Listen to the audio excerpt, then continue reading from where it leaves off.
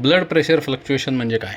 सामान्यतः बी पी दिवसभरात थोडं थोडं बदलत असतं. उदाहरणार्थ सकाळी थोडं कमी असतं, कामाच्या वेळी थोडं जास्त असतं, व्यायाम करताना अजून थोडं जास्त होतं. पण जर बी पी अचानक खूप जास्त किंवा खूप कमी होत असेल तर त्याला ब्लड प्रेशर फ्लक्च्युएशन असं म्हणतात. बी पी फ्लक्च्युएशनचे सुरुवातीचे संकेत काय आहेत? काही लोकांना या संबंधात खालील लक्षणं दिसतात. नंबर 1 डोकेदुखी, त्यानंतर चक्कर येणे, छातीत जडपणा वाटणे, धडधड वाढणे आणि थकवा येणे. पण अनेक वेळा बी पी वाढूनही काहीच लक्षणं दिसत नाहीत, म्हणून बी पीला सायलेंट किलर असं म्हटलं जातं. पण बी पी फ्लक्च्युएशनची मुख्य लक्षणं काय आहेत? नंबर 1 जास्त मीठ खाणं.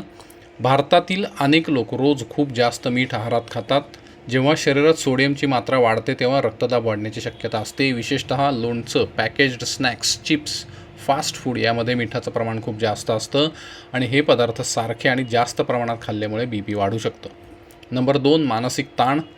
ताण आला की शरीरात स्ट्रेस हॉर्मोन्स वाढतात आणि मग त्यामुळं हार्ट रेट वाढतो, ब्लड प्रेशर वाढतं आणि दीर्घकाळ ताण असल्यास बी पी फ्लक्च्युएशनसुद्धा जास्त दिसतं. नंबर 3 झोपेची कमतरता. हल्ली social media apps, games, OTT apps या प्रकारांमुळे अनेक जण रात्री जागत बसतात आणि मग उशिरा झोपतात. त्यामुळं झोप कमी होते. जर रोज 6 तासांपेक्षा झोप कमी घेतली तर त्याचासुद्धा वाईट परिणाम होतो आणि त्यामुळे बी पी वाढण्याची शक्यता जास्त असते. Number 4 caffeine. कॉफी किंवा चहा जास्त घेतल्यासुद्धा बी पी काही वेळासाठी वाढू शकतं. काही लोकांमध्ये हा फरक 10 ते 15 पॉईंट्सपर्यंत वाढलेला दिसू शकतो. Number 5 dehydration. डिहायड्रेशन म्हणजे शरीरात पाण्याची कमतरता निर्माण होते. शरीरात पाणी कमी झाल्यास रक्त घट्ट होऊ शकतं आणि त्यामुळे सुद्धा बी पीमध्ये चढ उतार होऊ शकतात. नंबर 6 व्यायामाचा अभाव. हल्ली ऑफिसेसमध्ये बैठकाम जास्त असतं. तसंच घरोघरी गाड्या आल्यामुळे चालणे हा प्रकार हल्ली खूपच कमी झाला आहे. प्रत्येक कामासाठी लोक गाडीचा वापर करतात. अशा प्रकारे शारीरिक हालचाल कमी असल्यास रक्ताभिसरणावर परिणाम होतो आणि त्यामुळे बी पी स्थिर राहत नाही. नंबर 7 जास्त वजन. जास्त वजन असलेल्या लोकांमध्ये हाय बी पीची शक्यता जास्त असते, कारण जास्त वजनामुळे हृदयाला संपूर्ण शरीरभर रक्तपुरवठा करण्यासाठी जास्त वेळा पंपिंग करावं लागतं आणि त्यामुळे रक्तदाब वाढतो. नंबर 8 औषध वेळेवर न घेणे. ज्यांना बी पीच्या औषधं आहेत त्यांनी ती नियमित घेणं खूप महत्त्वाचं आहे, कारण ही औषधं खास करून बी पी संतुलित ठेवण्यासाठी असतात. मात्र औषधं नियमितपणे न घेतल्यास त्यांचा हवा तसा उपयोग होत नाही, परिणामी बी पी वाढतं. आणि नंबर 9 वय वाढणे. वय वाढल्यावर रक्तवाहिन्या कडक होऊ लागतात, त्यामुळे रक्तप्रवाह हवा तसा सुरळीत होत नाही, कारण रक्तवाहिन्या योग्य प्रकारे आकुंचन पावत नाहीत. त्यामुळे रक्तवाहिन्यांवर दबाव येतो आणि त्यामुळं बी पी फ्लक्च्युएशन वाढू शकतं. पण बी पी फ्लक्च्युएशन धोकादायक का आहे? जर बी पी वारंवार वाढत असेल किंवा कमी होत असेल तर त्यामुळे खालील धोके वाढू शकतात. Number 1 heart attack. Number 2 heart stroke. Number 3 kidney खराब होणे आणि नंबर 4 दृष्टिदोष तयार होणे. पण बी पी कंट्रोल करण्यासाठी काय उपाय करता येतील? नंबर 1 मीठ खाणं कमी करा. आहारात मिठाचा जास्त वापर हे बी पी वाढण्याचं प्रमुख कारण आहे. त्यामुळे दिवसाला 5 ग्रॅमपेक्षासुद्धा कमी मीठ खाणं जास्त आवश्यक आहे, ज्यामुळे बी पी कंट्रोलमध्ये राहील. नंबर 2 दररोज व्यायाम करणे.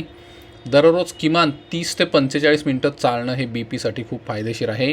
नियमित चालण्यामुळे रक्तवाहिन्यांचा कडकपणा कमी होऊन रक्तदाब लक्षणीयरित्या कमी होतो, ज्यामुळे रक्त अधिक सहजतेने शरीरात वाहू शकतं. दररोज 30 ते 45 मिनटं जलद चालण्यामुळे रक्तदाब सुमारे 10 ते 15 mmHg कमी होऊ शकतो. नंबर 3 वजन नियंत्रणात ठेवा. वजन कमी केल्याने बी पी कमी होऊ शकतं, कारण नंबर 1 कमी वजन म्हणजे हृदयाला संपूर्ण शरीरात रक्त पोहोचवण्यासाठी जास्त मेहनत करावी लागत नाही, त्यामुळे पंपिंग कमी होतं. नंबर 2 वजन कमी केल्याने रक्तदाबाच्या औषधांचा डोस कमी होऊ शकतो किंवा पूर्णपणे बंद करता येऊ शकतो. आणि नंबर 3 हृदयरोग, स्ट्रोक आणि मधुमेहाचा धोका कमी होतो. त्यानंतर ताणतणाव कमी करा. ताणतणावामुळे जे हार्मोन्स बाहेर पडतात ते हृदयाची गती वाढवतात आणि त्यामुळे रक्तवाहिन्या आकुंचन पावतात, ज्यामुळे रक्तदाब तात्पुरता वाढतो. त्यामुळे ताणतणाव कमी करायला मेडिटेशन किंवा योगाभ्यास उपयोगी पडतो. नंबर 5 पुरेशी झोप. हल्ली अनेक कारणांमुळे रात्री उशिरा झोपण्याची सवय अनेकांना लागली आहे. त्यामुळे किमान रोज 7 ते 8 तास झोप घ्या, ज्यामुळे बी पी नियंत्रणात राहील. नंबर 6 पाणी जास्त प्या.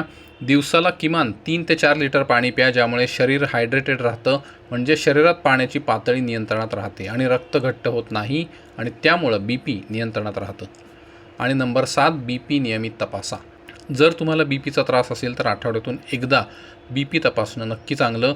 आवश्यक असल्यास त्यासाठी बी पी तपासण्याचं मशीन तुम्ही घरी विकत घेऊ शकता, ज्यामुळे तुम्हाला नियमित हवं तेव्हा बी पी तपासता येईल. थोडक्यात सांगायचं तर ब्लड प्रेशर फ्लक्च्युएशन ही छोटी गोष्ट वाटते, पण ती मोठ्या आजाराची सुरुवात असू शकते. म्हणून बी पीवर नियंत्रण ठेवणं हे खूप महत्त्वाचं आहे. धन्यवाद.